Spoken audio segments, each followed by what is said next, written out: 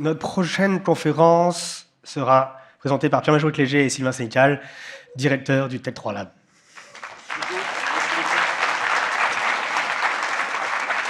Merci David. Excellent travail David. Merci beaucoup de l'animation aujourd'hui. C'est vraiment un privilège de te compter dans notre équipe. Bonjour tout le monde et joyeuse célébration de la Journée mondiale de l'utilisabilité. C'est vraiment un plaisir de vous accueillir dans le nouveau HEC Montréal, de vous voir en si grand nombre pour parler de UX avec nous. N'hésitez pas à descendre et vous asseoir confortablement. Là. Il y a plein de places en avant, mais il y a plein d'autres places. Là. Fait qu'on, prenez du temps là, si vous voulez vous installer. N'hésitez pas, là, il y a plein de places en avant. Là, vous n'êtes pas obligé, vous pouvez rester là classe. aussi. On ne vous posera pas de questions en dernier. On voudrait remercier notre équipe. Ils ont fait un super travail. Il y a David, évidemment, que vous voyez depuis tantôt, mais il y a plein d'autres personnes en arrière de ça qui ont organisé la journée. Entre autres, il y a Mariko, qui est pas dans la salle. Quelque part.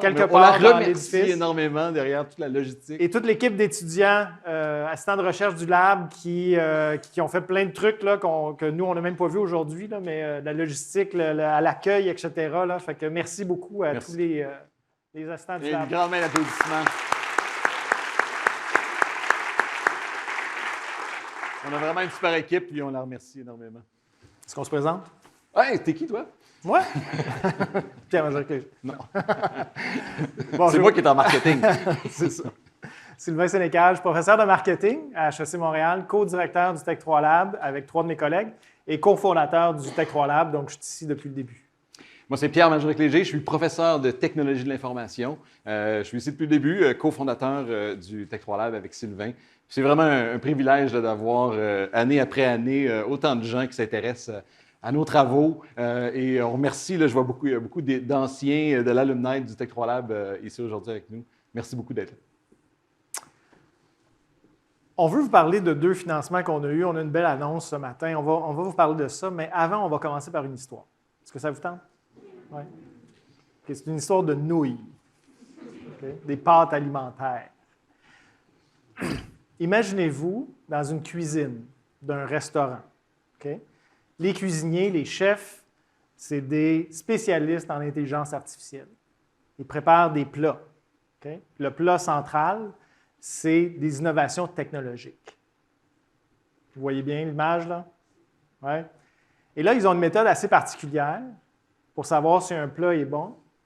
Parmi tous les plats qu'ils cuisinent, ils prennent toutes ces pâtes-là, ils les lancent sur le mur. Ceux qui collent, ça fonctionne. C'est des bons produits. Al dente. Donc, vous pouvez vous imaginer qu'il y a beaucoup de nouilles dans les airs, là. Il y a beaucoup de gens qui travaillent en IA générative. Cette année, entre autres, là, on parle de plus de 52 milliards de dollars qui ont été investis dans les nouilles génératives.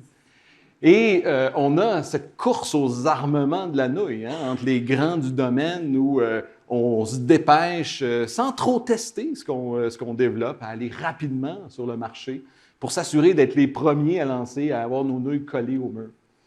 Évidemment, ça vient court-circuiter beaucoup de ce que nous, on fait en UX, d'aller tester auprès des utilisateurs. Puis on fait tous partie, d'une certaine façon, d'une grande expérience culinaire où c'est nous, finalement, les cobayes de l'expérience alimentaire. Je pensais que tu allais dire les nouilles, mais bon. C'est nous les nouilles. Évidemment, quand les nouilles prennent sur le mur, c'est un succès. Mais là, la question, c'est pourquoi cette nouille-là plus qu'une autre? Qu'est-ce qui s'est passé avec celle-là? Puis on est un petit peu dans l'inconnu, là. Puis ces chercheurs en IA-là, c'est pas des gens UX. Puis Hailey et Dai ont bien expliqué tantôt, il y a comme un chaînon manquant là-dedans. Là. Donc, ça colle, c'est bien, on est content. Mais pourquoi ça a collé? Pourquoi celle-là?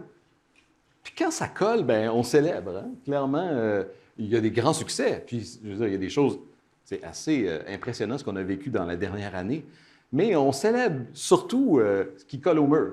Puis on en parle, puis on se fait des conférences, puis on s'explique surtout les succès.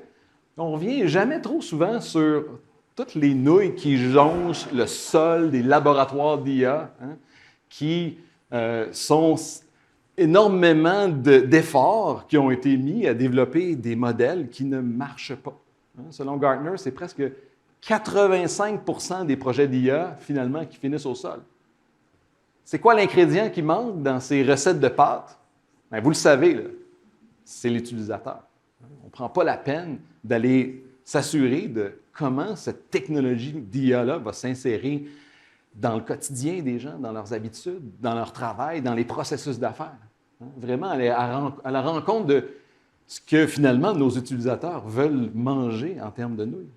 Hein? C'est la grande expérience culinaire auquel on participe. Bien, on est finalement les cobayes. À date, ce que vous avez vu, c'est des chercheurs avec des sarraux blancs. Hein? Des chercheurs, des professionnels en IA. Et là, il y a un autre acteur qui rentre dans notre histoire, c'est les professionnels en UX. Eux, ils ont des sarraux, des vestes rouges.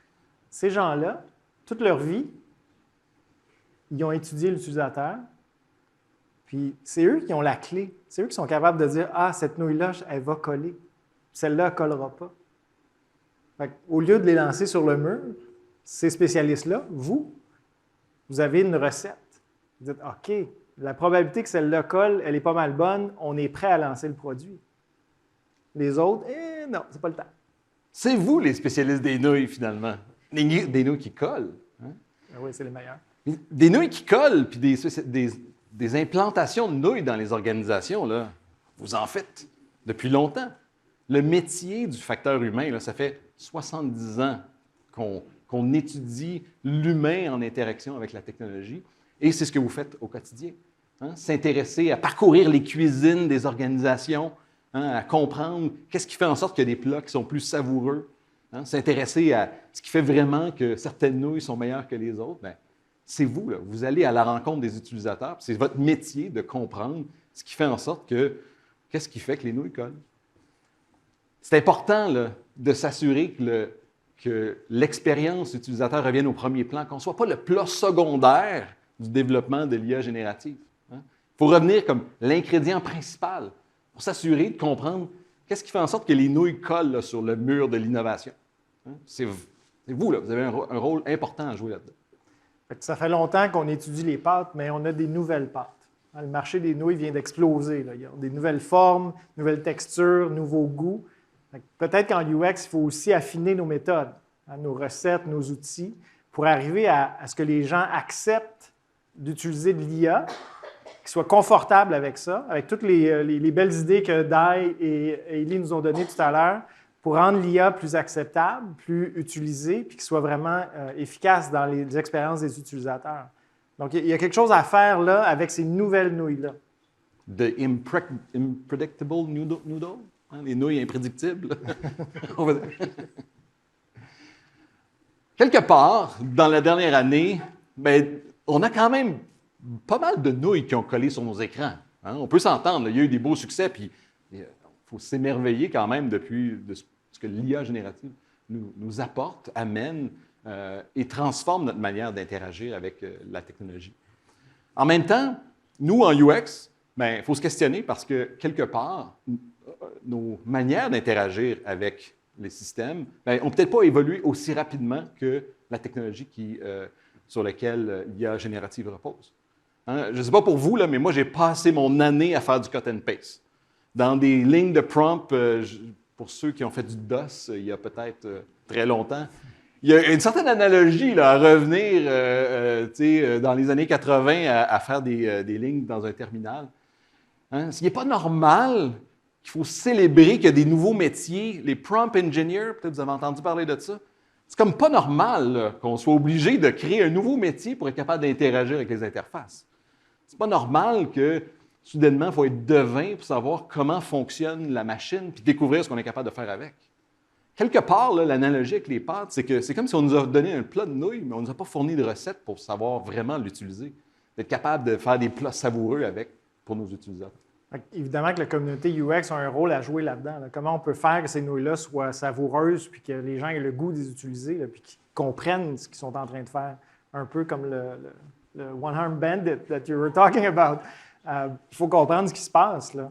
Sinon, les utilisateurs ils vont prendre des mauvaises décisions ou on va arrêter d'utiliser ces outils-là. Donc, c'est super important que la communauté UX s'implique dans le développement de ces outils-là pour que ça devienne quelque chose d'intéressant pour l'utilisateur. Et là, ce que vous voyez là, c'est la vallée des technologies non adoptées par les utilisateurs. Là, au fond, là, il y a plein de technologies qui sont abandonnées parce que l'expérience utilisateur n'était pas bonne. Puis là, on ne veut pas que ça arrive, évidemment, avec l'intelligence artificielle parce qu'il y a des belles promesses de l'intelligence artificielle et on voudrait que ça fonctionne. Fait que vous, les gens du UX, là, vous êtes les architectes de ce pont de nouilles-là. Vous êtes là pour le bâtir puis guider l'utilisateur dans l'utilisation de l'intelligence artificielle pour qu'il se rende du bon côté du pont, puis de l'autre côté, il y a le nirvana. L'intelligence artificielle est utile, agréable à utiliser, et tous ces bons côtés-là qu'on peut aller chercher. Je pense que c'est la fin de notre métaphore. Oui, OK, on va arrêter. On a assez parlé de nouilles. L'autre portion, c'est la responsabilité des chercheurs comme nous, en sciences, de faire avancer la connaissance, de faire avancer les méthodes. Et ça, c'est notre responsabilité pour aller comprendre pourquoi les nouilles collent. L'idée, nous, puis vous le savez au Tech 3 Lab, nous, ce qui nous intéresse, c'est de s'intéresser à l'expérience que vivent les utilisateurs durant l'interaction. Il y a beaucoup à comprendre. Qu'est-ce qui fait que quelque chose devient automatique, se routinise dans notre quotidien? Bien, il faut aller comprendre qu'est-ce qui fait que cette expérience-là émerge, la cognition, l'émotion, l'attention. Tout ça, c'est des éléments qui, nous, notre méthode de travail, c'est d'utiliser la neuroscience pour être capable de comprendre ce qui se passe pendant l'utilisation. Mais la grande nouvelle, c'est que ça fait 10 ans qu'on fait ça. Et ce matin, le gouvernement du Québec et du Canada a renouvelé avec un programme d'envergure, avec une annonce d'un financement, le plus grand financement qui a été octroyé à HEC Montréal pour des programmes de recherche vient d'être octroyé en UX. 18 millions, tu peux le dire. 18 millions de dollars. 13 partenaires, plusieurs sont dans la salle ici. On vous remercie de votre confiance, de l'appui. Puis, en retour, nous, là, on est passionnés de vouloir continuer et à amener à votre communauté, à notre communauté, des nouveaux outils, des nouvelles méthodes. On a vu que David vous l'a présenté tantôt, mais c'est tellement une belle journée qu'on vous le représente. On remonte là.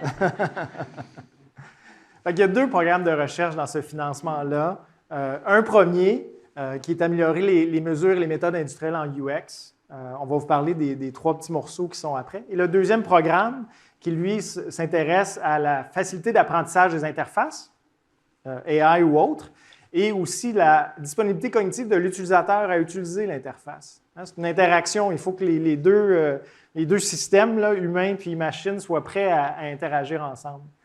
Fait qu'on va regarder ça un peu plus en détail, mais c'est vraiment les 2 programmes qui ont été financés là, pour les 5 prochaines années des 2 paliers de gouvernement. Il y a beaucoup de gens impliqués là-dedans, plusieurs co-chercheurs qui sont dans la salle. On est une grosse équipe, là.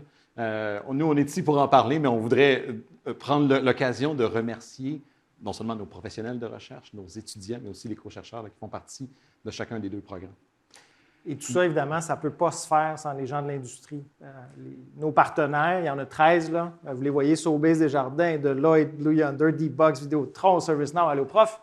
Pour un programme, pour l'autre programme, CAE, SCN, Banque nationale, Radio-Canada, LRDG. Ces organisations-là nous amènent des défis. Ces défis-là nous nourrissent, puis c'est avec ça qu'on fait avancer notre programme de recherche. Donc, c'est essentiel que vous soyez là pour aller chercher du financement, mais aussi financer tous ces étudiants-là puis faire avancer la connaissance en UX dans notre laboratoire. Vous êtes beaucoup dans la salle ici là, de ces organisations. Levez la main là, pour montrer votre présence aujourd'hui. Là, vous voyez, beaucoup de notre communauté, bien, vous êtes là pour faire de la recherche avec nous. Vous êtes là aussi pour partager les résultats.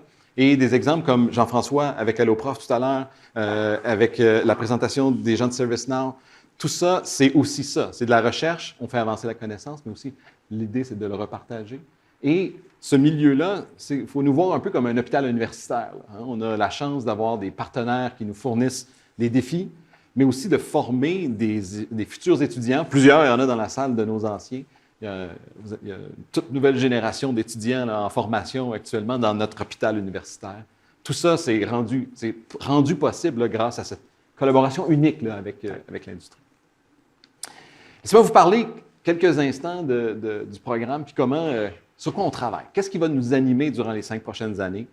Bien, cette compréhension-là, lors de l'évaluation de technologie, nous, ce qui nous intéresse, c'est de mobiliser les dernières avancées en intelligence artificielle et dans la richesse des senseurs, la réduction du coût des senseurs, pour en venir à réduire l'intrusivité avec laquelle on mesure l'expérience. Ce qui nous intéresse beaucoup, là, c'est pour capter l'automaticité de l'utilisation de nos technologies, il faut être capable de garder le plus possible l'interaction réelle qu'on veut mesurer. Il ne faut pas venir faire en sorte que la vraie interaction soit interrompue par nos mesures. Donc, c'est tenter de faire ça de manière non intrusive, de mobiliser l'intelligence artificielle pour développer de nouvelles façons de mesurer cette richesse-là. Être capable de bien comprendre ce que vit l'utilisateur, d'une certaine façon, sans lui demander. Puis tout ça, l'idée, c'est d'être capable d'utiliser la très grande richesse de ces données-là pour être capable d'informer sur qu'est-ce qui ne fonctionne pas. Et le but, bien, c'est bien beau de faire tout ça, ça prend beaucoup de données, mais on ne peut pas se permettre que ça prenne 6 mois à analyser. Donc, l'idée, c'est d'être capable de continuellement trouver des manières d'accélérer le pas, éventuellement de le faire presque en temps réel, pour être capable de fournir au modérateur de l'information sur ce que vit l'utilisateur. On l'a essayé avec nos partenaires Deloitte, avec des versions prototypées, et de fournir au modérateur des informations pour comprendre ce que vit réellement l'utilisateur durant un test, ça a des gains vraiment importants sur être capable d'identifier les bons problèmes, être capable de poser les bonnes questions dans une entrevue après le test. C'est un projet qui est presque terminé et qu'on pourra publier bientôt les données. C'est très excitant de voir à quel point ça fonctionne réellement. Deuxième programme de recherche, ça s'intéresse il y a 3 morceaux importants. Première, celle que je vous ai mentionnée tout à l'heure, la disponibilité cognitive. C'est essentiellement de mesurer. Il y a un de nos partenaires, LRDG, qui va apparaître tout à l'heure, qui a développé une mesure de disponibilité cognitive. Donc, on fait les participants qui viennent au lab, on mesure leur disponibilité cognitive avant qu'ils fassent la tâche. Et ensuite, ils font la tâche. Puis là, on regarde à quel point la disponibilité cognitive du participant est prédictive de peut-être la performance. Donc, cet outil-là, on va l'utiliser à travers les 5 prochaines années. Puis, on va collecter beaucoup de données pour voir, dans le fond, est-ce que ça a un pouvoir, ça? Puis si oui, bien, ça a des implications, évidemment. Là. Une organisation qui a des utilisateurs, puis qui a des systèmes stratégiques à utiliser, que ce soit n'importe quelle interface, là, ça peut être dans une usine là, qui fait bouger des gros morceaux importants, etc. Bien, on veut que la personne soit concentrée sur ce qu'elle fait et pas en train de penser à sa liste d'épicerie. Fait que c'est un morceau important de l'interaction. Deuxième morceau, c'est évidemment l'interface. Est-ce qu'elle est facile à apprendre à utiliser? Puis là, on revient à l'IA générative. Pour ceux, il y avait pas mal de personnes qui ont levé leurs mains tout à l'heure là, pour ceux qui ont utilisé ChatGPT dans les dernières semaines, derniers jours, dernières heures. C'est un peu magique, hein? C'est difficile d'arriver vraiment à ce qu'on veut. Ça prend plusieurs itérations. Donc, la facilité d'apprentissage d'une telle interface n'est pas si simple. Imaginez générer des photos de nouilles pour une conférence, mettons. Ouais. Quelques heures. Ça a pris plusieurs heures. Mais beaucoup de plaisir quand même. On a bien du fun. Ouais. Et le dernier morceau de ce programme de recherche-là, c'est la personnalisation en temps réel de l'interface. Donc, une fois qu'on est capable de capter ce que l'utilisateur est en train de vivre et que l'interface fait quelque chose qui fait vivre quelque chose à l'utilisateur qui est peut-être moins optimal, plus négatif, bien, l'interface pourrait changer en temps réel, s'adapter à l'utilisateur. Hein, tout à l'heure, à l'OPROF, on parlait quasiment de ça. Là. On disait s'adapter à l'élève là, pendant qu'il utilise le site. Bien, c'est des idées comme ça qu'on est en train d'explorer. Puis depuis quelques années, mais l'an passé, on a fait un grand pas. On a une plateforme de BCI, Brain Computer Interaction, qui nous permet d'adapter en temps réel les interfaces selon l'état du participant. Fait qu'il y a vraiment quelque chose là d'intéressant à aller explorer, puis on va faire ça dans les 5 prochaines années. On veut vous parler du dernier maillon. Là. On fait de la science, on partage les avancées de la connaissance avec le grand public. On a des partenaires qui collaborent avec nous, sans qui ce ne serait pas possible de faire de la recherche en expérience utilisateur si on n'avait pas ce lien-là de partenariat public-privé. Le dernier maillon, c'est de former à l'intersection de tout ça des étudiants dans des contextes très réels. Hein. Nous, je pense qu'on est fiers qu'on ne forme pas nos étudiants dans une tour d'ivoire avec des PowerPoint. L'idée, c'est de mettre l'étudiant au centre d'une relation industrielle où on a des vrais problèmes, on a des vrais défis, et les étudiants de maîtrise et de doctorat là, travaillent dans cette intersection-là, de telle sorte qu'on puisse préparer pour demain, pour le marché, des étudiants avec du talent, capables d'amener la science dans le milieu du travail pour amener les organisations à prendre des décisions basées sur des évidences probantes.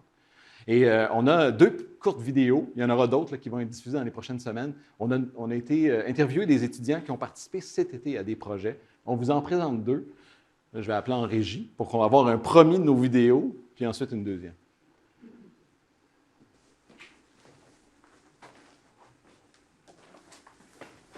Allô, je m'appelle Maya Leta, je suis étudiante à HEC Montréal en 2e année en maîtrise en UX. Et avant ça, j'ai fait mon bac en administration des affaires, toujours à HEC, spécialisation marketing.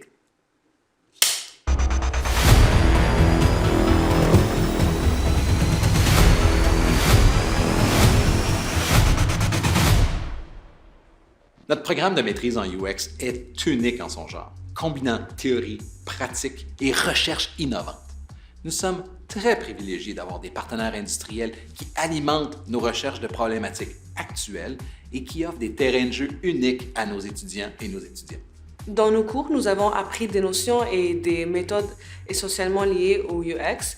Nous avons ensuite eu l'occasion de mettre ces notions en pratique à plus grande échelle dans le cadre de notre projet au Tech 3 Lab. L'intelligence artificielle est un sujet controversé de nos jours et elle progresse constamment. Mon projet me permet de connaître les derniers développements en IA, tout en me conscientisant à ces enjeux éthiques, ce qui m'aide à renforcer mon esprit critique. Mon projet au Tech 3 Lab m'aide à clarifier mon futur parcours professionnel, le secteur dans lequel je veux me spécialiser et les types d'organisations auxquelles j'aimerais me joindre. De plus, mon projet me permet de réseauter, ce qui m'a permis d'élargir ma vision de l'industrie. Moi, ce que j'aime le plus sur mon programme, c'est que quand on travaille avec des entreprises, surtout les startups, je trouve qu'ils appliquent tout de suite toutes nos recommandations et pour moi, voir notre travail en vraie vie, pour moi, c'est vraiment impressionnant et ça me donne plus envie à continuer ce que je suis en train de faire. C'était Maya. Vous avez compris que Maya, son projet, c'est avec Alloprof. Le projet est actuellement en cours. Jean-François t'en a parlé un peu plus tôt. Le projet a lieu là, dans une école à Saint-Hyacinthe le mois prochain. Prochaine vidéo.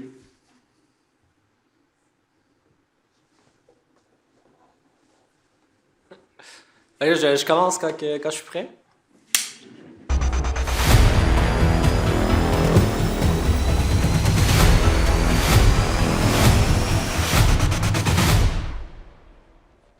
Dans le cadre de leur mémoire, nos étudiants de maîtrise en UX découvrent qu'une approche multidisciplinaire alliant le monde académique et des affaires est essentielle pour résoudre des problèmes complexes en UX.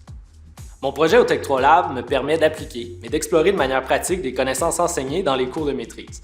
Par exemple, la conduite de tests utilisateurs ou l'utilisation d'outils de mesure de pointe comme l'oculométrie.